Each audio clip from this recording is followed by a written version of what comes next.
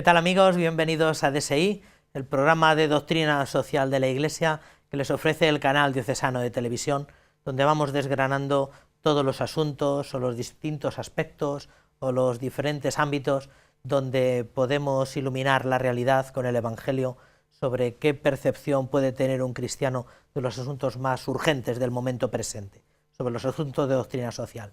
Estamos en la segunda sesión de este tema número 7, que tiene que ver con la economía. Hoy vamos a hablar pues, de libre mercado, del sistema liberal, de modelos económicos, de globalización, pero antes de todo eso, quédense con este clip de vídeo. Llegamos a la pregunta crítica. ¿Cuál es el impuesto justo? ¿El 15, el 30, el 50%? No es capaz de resolver ningún técnico competente, por muy competente que sea, es el quantum que cada cual debe pagar. El Tribunal alemán, constitucional alemán, ha dicho que es confiscatorio el impuesto cuando se lleva más del 50% de la renta del ciudadano. Esto lo ha dicho también el Tribunal Supremo argentino. En España se ha dicho que está claro que el impuesto es confiscatorio si se lleva el 100% de la renta. Pues naturalmente que está claro. Cuando yo piense que de la renta que yo obtengo con el sacrificio mío de horas libres que convierto en horas de trabajo, cuando crea que la renta que se lleva el Estado no justifica el que yo trabaje X horas diarias, ese es el límite del impuesto, porque dejaré de trabajar y perjudicaré la renta nacional. No es misión de la Iglesia determinar esa cuantía. Su cometido es recordar al ciudadano su deber de pagar los impuestos justos y al Estado que el fin de los impuestos es el bien común y solo este.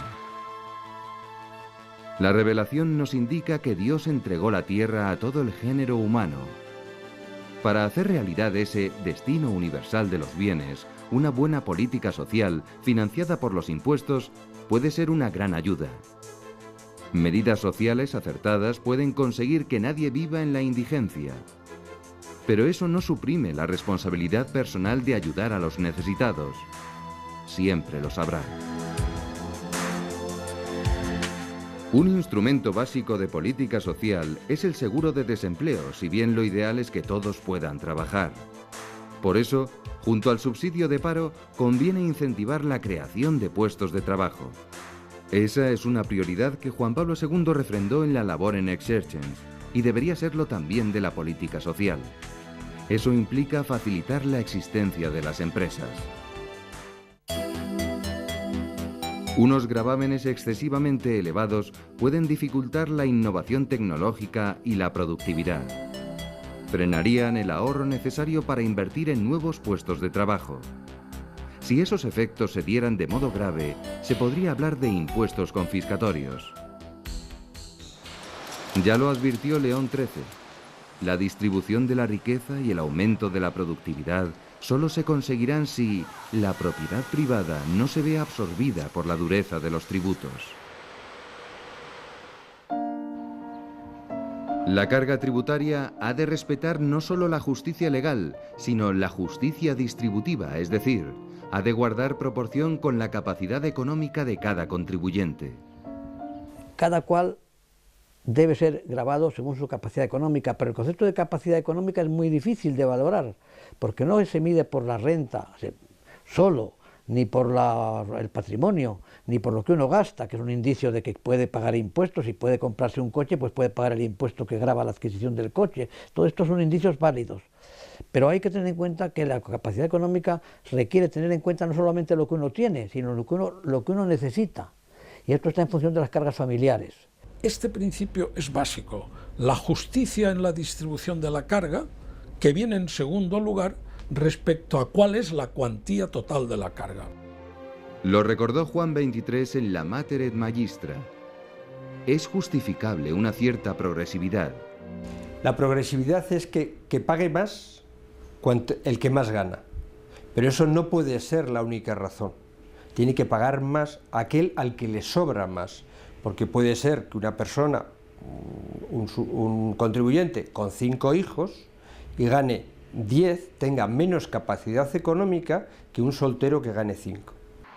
Una progresividad excesiva podría obstaculizar la creación de empleo y fomentar la evasión fiscal.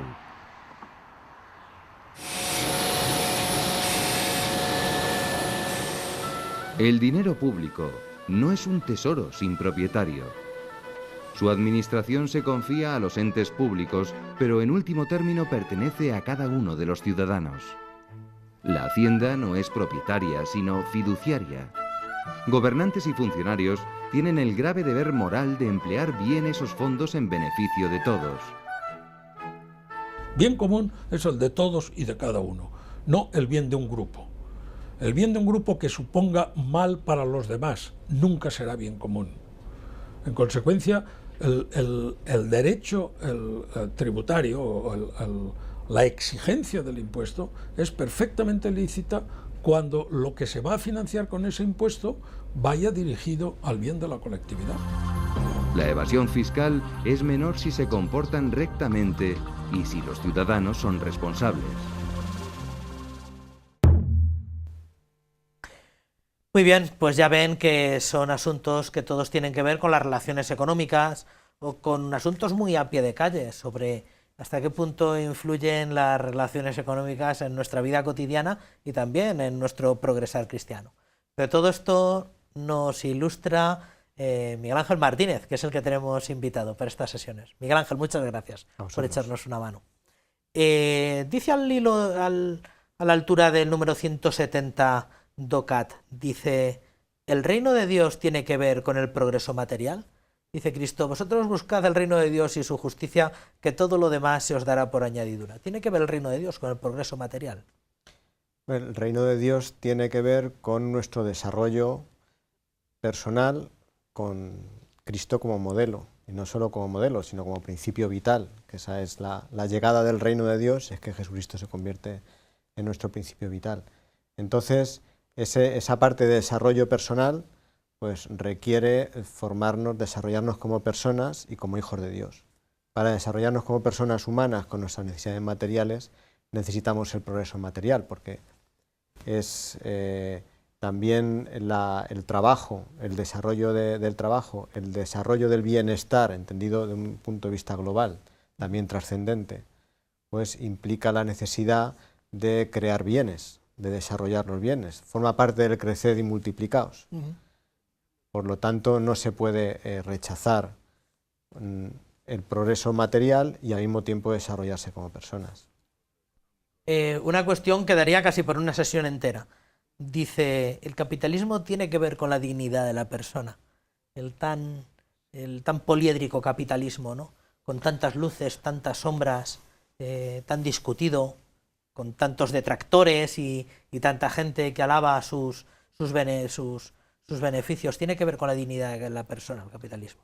Bueno, el problema que nos encontramos para poder responder a esa pregunta es que muchas veces las palabras aquí son demasiado flojas, o sea, demasiado flexibles. Sí. Y el capitalismo es un concepto en el que caben muchas concepciones a veces contradictorias. De hecho, la doctrina social de la Iglesia, cuando enjuicia el capitalismo, siempre hace un aviso previo de si consideramos capitalismo... Eso, vamos, viene en el local, lo pueden leer que ese tipo de aclaraciones, porque el capitalismo en sí podemos encontrar desde una gente que llama capitalismo una economía de libre mercado, donde hay principios éticos también, y gente que considera capitalismo es una sociedad de valor donde el valor principal es el dinero. Sí. Por lo tanto, puramente materialista, no está abierta a la trascendencia, y a las dos cosas se le llama capitalismo. Entonces, ese capitalismo materialista no respeta la dignidad de la persona, porque no considera al hombre en totalidad, no considera su parte trascendente ni su parte espiritual. Entonces, pero un capitalismo, si capitalismo es una economía de mercado donde se respeta la libertad y la dignidad de las personas, y hay unos mecanismos que aseguran que se respeta esa dignidad, en ese caso sí puede ayudar a ese desarrollo de las personas. No es la única manera, de hecho en la historia el capitalismo es un invento reciente, relativamente moderno, sí, y ha habido cristianos durante desde el siglo I, entonces y han vivido en diferentes regímenes políticos y económicos, y se han desarrollado plenamente, no han necesitado el capitalismo. Claro. Pero sí que una economía de la doctrina social de la Iglesia dice que actualmente la economía de mercado, que respeta la dignidad de la persona y la libertad humana, es una forma, la mejor manera de las actuales que se pueden enjuiciar para desarrollar esa dignidad. Como bien dices, incluso cuando comparamos capitalismo con economía planificada, también hay que hacer la salvedad que entendemos por cada una de las dos cosas, porque a veces se pone en balanza pues el capitalismo más pervertido, donde es la dictadura del capital y todo esto, con la economía planificada, más virtuosa y no necesariamente, o al contrario, ¿no? O el capitalismo más virtuoso con la economía planificada más, con el régimen comunista más pervertido. Y al hilo de lo que decías antes, ¿existe un modelo económico cristiano? Mira que lo hemos hablado ya con antecesores tuyos, con gente que se ha sentado antes que tú en esa butaca, sobre ¿existe un modelo político cristiano? ¿Existen modelos de desarrollo social cristiano? ¿Existe un modelo económico específicamente cristiano? Bueno, yo creo que no solo existe uno, existen varios. Y yo creo que ahí está el problema o el que nos podemos encontrar. Pasa un poco como en la política, ¿no? No existe una solución, existen varias que pueden ser compatibles con la fe y con los principios de la doctrina social. Entonces ahí ya depende de los juicios de cada uno, si consideran que unos mecanismos y unas recetas funcionan y otras no. Entonces eso ya es una opinión muy personal. Pero, por ejemplo, en las bases del liberalismo económico, pues está toda la tradición de la Escuela de Salamanca, en el siglo XVI español, con pensadores como Francisco de Vitoria o Juan de Mariana, que resultan más cercanos aquí a los toledanos, que ya plantean cuestiones sobre el mercado, sobre lo que es el precio justo, sobre la propiedad privada. Estamos hablando del siglo XVI, de un ambiente escolástico, y ya están reflexionando sobre estos temas de economía y aportando cosas que han sido luego fundamentales para el desarrollo de lo que ha sido la praxis luego liberal, de las democracias liberales, que es más o menos en el que nos encontramos nosotros en Europa. Luego también ha habido pensadores cristianos que han influido mucho en todo el pensamiento posterior a la Segunda Guerra Mundial, que intenta impulsar una economía de mercado, pero con un fuerte componente ético, para evitar pues desastres económicos o evoluciones de la vida económica y política a extremismos de los que habían sufrido pues el desgarro de la guerra. Y además se desarrollan las principales aportaciones en este sentido, se dan en Alemania en pleno periodo de reconstrucción, y se construye lo que es el concepto de la economía social de mercado, que es más o menos lo que entendemos ahora como una economía democristiana, que es una economía de mercado, pero con un imperativo ético, con unos resortes éticos, unos seguros sociales, unos mecanismos que complementan aquellas situaciones en las que el mercado no puede atender. Pues una persona que está enferma, que está marginada o que está en una situación en su vida que no puede aportar a un trabajo productivo, ¿no? Económica, empresarialmente. Y eso está ahí. Luego también ha habido otra corriente también de inspiración cristiana muy fuerte, que quizá es más desconocida para la mayoría de forma nominal, que es el distributismo o distribucionismo, que esto lo impulsó pues Chesterton y Belloc a principios del siglo XX, que el planteamiento que hacen es, ante el fracaso de la solución marxista, de que la propiedad privada se abole, se elimina, y se establece que la única propiedad es estatal, y el otro extremo, que es que la propiedad privada se acumula en manos de unos pocos, ellos proponen una distribución de la propiedad privada, de forma que cada familia tenga la propiedad privada que necesita para vivir, y aquello que no puede ser autónomo, porque es imposible, porque no todas las cosas se pueden hacer a ese nivel, pues que sea como una especie de cooperativa o de entorno local, lo vaya suministrando, lo que no puede hacer es el otro entorno superior, es un poco en economía plantear lo que en la doctrina social de la Iglesia es el principio de organicidad. Sí.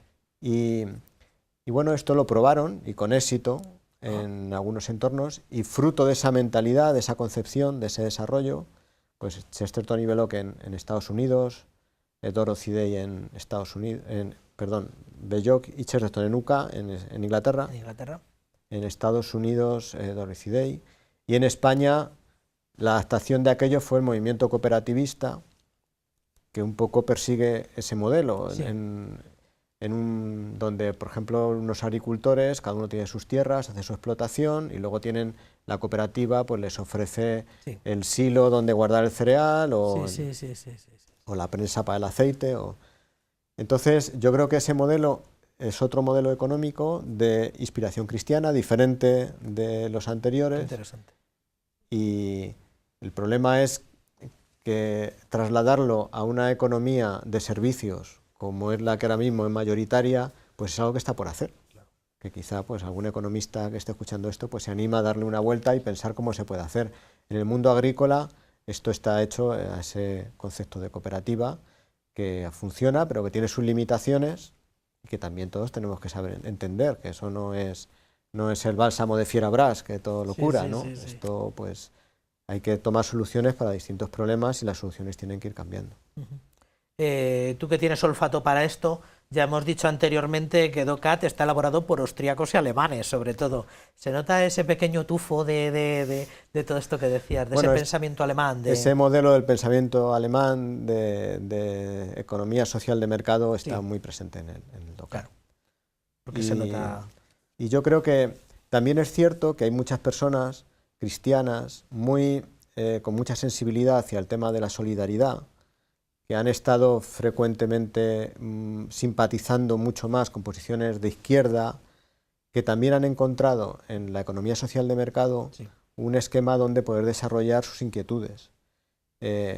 Claro, la discusión ahí es decir dónde se pone el límite, de hasta dónde llega el mercado, hasta dónde llega la protección social. Y eso, pues hay muchos sabores. Hay gente que quiere que esté al lado de esa pared, y gente que quiere que esté al lado de la otra, o gente que quiere que esté en medio. Pero el concepto de Estado proporcionando una sociedad del bienestar y un libre mercado proporcionando el intercambio de bienes y servicios de forma simultánea, yo creo que es ahora mismo el que está en la cabeza de la mayoría de la gente. Un poco al hilo de lo que hablábamos en la sesión anterior, cuando hablábamos de bienestar y de pobreza y de todos los matices éticos que daba a estos aspectos, se pregunta en dos números consecutivos, número 175 y 176, se pregunta DOCAT, ¿el dinero es malo? Y a renglón seguido, ¿es lícito obtener beneficios? ¿Obtener beneficios de algo es malo? ¿Qué podemos aportar estas dos? Bueno, el dinero si el dinero es malo como medio, la verdad que si no hubiera dinero estaríamos en una sociedad de trueque. Una sociedad de trueque es tremendamente injusta, porque imagínate que yo me dedico a criar vacas y tú te dedicas pues a fabricar cucharas. Entonces, claro, si yo quiero cambiarte una vaca por una cuchara, no parece muy justo. Entonces, ¿cuántas cucharas me tengo que llevar para compensar? Pero eso tampoco parece justo. ¿Qué hago yo con tanta cuchara? ¿No?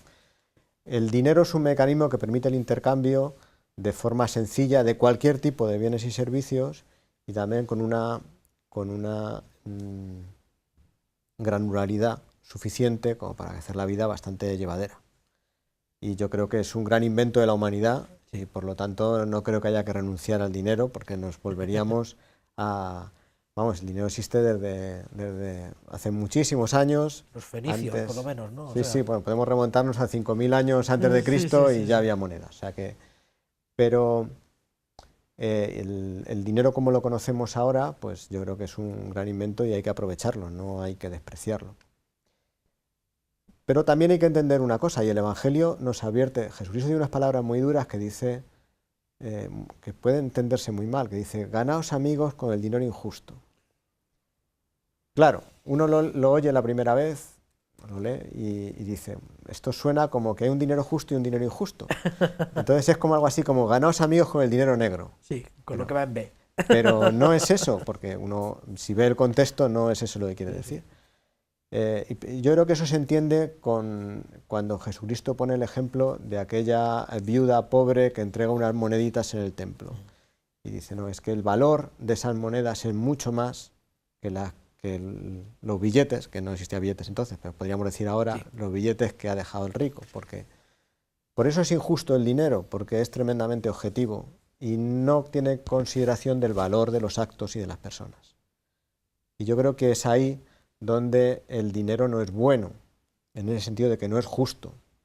La justicia la tenemos que poner nosotros, no viene con el dinero, la tenemos que poner nosotros. Y ahí es donde tenemos una labor tremenda por hacer. Y de los beneficios, obtener beneficios, que siempre le damos ese tinte moral, lucrarse. Es lícito obtener beneficios, o sea, beneficiarte de una actividad industrial, de una actividad, obtener beneficios. Sí, bueno, ahí entraríamos en otro capítulo, que es el tema de los mercados financieros, que quizá también ahí se puede explorar esto, ¿no? De entrada, el beneficio es en una empresa, cuando alguien monta una empresa. En España la mayoría de las empresas son pymes, y de esas pymes una parte muy importante son autónomos. Tampoco tenemos que pensar en un gran empresario que está en la playa o en su yate y la gente trabajando. Nuevamente gente que incluso trabaja, que aporta trabajo también y aporta capital. Y todos, cuando llevamos nuestro dinero al banco, nos gusta que dé un rédito, porque estamos poniendo el dinero a trabajar. Entonces yo creo que ahí hay que distinguir entre lo que es la riqueza productiva y la riqueza improductiva. Y yo creo que aquí tenemos muchos prejuicios. Por ejemplo, pensamos que un rico es algo así como el tío Gilito, que tiene una piscina llena de monedas de oro. Un señor con bigote, fumando puros, que sea tal chaleco. Y su riqueza está en una piscina. Y él se tira y se baña en monedas de oro. Entonces, repartir la riqueza de ese señor es tan fácil como pues ir con unos cubos y cogerlos, llenarlos de monedas y repartirlos a la gente. Y hay riqueza que es así, y esa es riqueza improductiva, donde uno acumula riqueza. Pero hay otra riqueza que es productiva, y es el señor que es propietario de una empresa. Y esa empresa está dando trabajo a mucha gente, y le está dando los sueldos todos los meses. Si cada uno coge un cubo, un trozo de la empresa y se lo lleva, esa empresa deja de funcionar. Entonces, esa riqueza es productiva. En ese sentido, el dinero está trabajando, y por lo tanto es justo que tenga un sueldo. Y ese sueldo es el beneficio. Claro.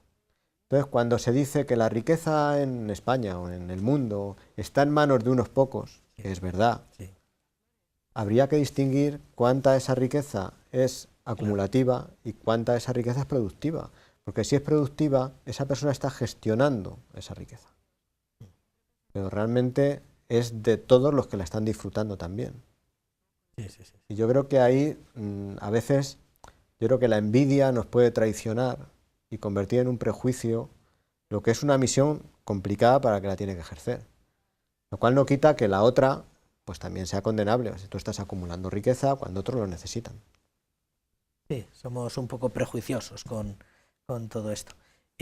Vamos a abordar prácticamente dos temas para acabar esta sesión. Uno es el libre mercado. Y se pregunta este itinerario, este temario, ¿el libre mercado es bueno? ¿Y cuáles son los límites del libre mercado? ¿Qué podemos decir del libre mercado en clave cristiana? Bueno, el libre mercado lo entendemos como un mecanismo de intercambio de bienes y servicios en los que hay una oferta de bienes y servicios, por un lado, y por otro lado hay una demanda de gente que necesita esos bienes y servicios, y llega a haber un punto de acuerdo en el intercambio, un acuerdo monetario, que es el precio. Eso es el concepto clásico de... Entonces, a veces se habla del mercado salvaje, y es donde esa lucha por los que ofrecen y los que reciben, pues se va un poco de las manos y acaban las cosas adquiriendo precios desorbitados o empieza a haber escasez de bienes. Bueno, para empezar, en las sociedades occidentales el mercado salvaje no existe. No hay ningún mercado de bienes y servicios que nos tenga cierta regulación, aunque solo sea para cobrar impuestos. Me refiero a mercados legales. Sí. Pues no hay mercados ilegales que ahí no están regulados, Claro, claro. afortunadamente, si no eso ya sería la repanocha. Pero en los mercados legales siempre hay una regulación. Sí. Y hay una regulación que a veces incluso distorsiona mucho el mercado. Y, por ejemplo, hay mercados que están fuertemente restringidos en la oferta. Por ejemplo, las farmacias. Sí. No, nadie puede poner una farmacia porque... La farmacia es un caso muy curioso, ¿no? Porque además el propietario tiene que ser farmacéutico, cosa que no ocurre con ningún otro negocio en España, ¿no? Y eso no es un mercado libre. A lo mejor tiene que ser así, yo no lo quiero enjuiciar, pero simplemente quiero demostrar que no, los mercados no están tan dejados ahí a su libre albedrío. Y luego hay otros mercados que están limitados en la oferta, por ejemplo la venta de armas. No se le vende armas a cualquiera, tienes que tener una licencia, pasar unos test, o sea, no de armas de fuego legales, quiero decir, no el mercado Entonces el mercado tiene la limitación de que hay personas que bien sea por marginación o por enfermedad o por estar en una situación en su vida especial, no pueden contribuir a ese intercambio de bienes y servicios de forma libre, porque no tienen capacidad o no tienen recursos o en ese momento son solamente receptores de cuidados. Entonces es cuando la doctrina social de la Iglesia nos dice que el mecanismo del mercado no es suficiente. Hace falta otros mecanismos que suplan esas situaciones. Y eso es algo que es lo que normalmente en la doctrina social de la Iglesia se llama economía social. También hay que tener cuidado con lo de la palabra social, porque es peligrosa, porque en economía, por contagio del vocabulario político, a veces se entiende social como distributivo. Por ejemplo, se habla de política social. Vamos a ver, toda política es social. No, es un adjetivo totalmente superfluo, pero lo que se quiere decir es política distributiva. Y es que cogemos riquezas de un lado y las repartimos por otro. Se coge donde hay y se reparte donde no hay. Esa es política distributiva. Pues en la economía social, como la entiende la doctrina social de la Iglesia, es que tiene en cuenta la sociedad, que no es individual en el sentido de que cada uno hace lo que quiere, sino que hay una solidaridad y hay una subsidiariedad, pero se entiende una dimensión social, no en el sentido distributivo. Bueno, pues dejémonos de la globalización para empezar la sesión la tercera sesión, la que nos queda pendiente, a la que emplazamos a todos ustedes. No dejen de acompañarnos aquí en el canal diocesano de televisión para una nueva entrega de DSI. Hasta entonces, que sean felices.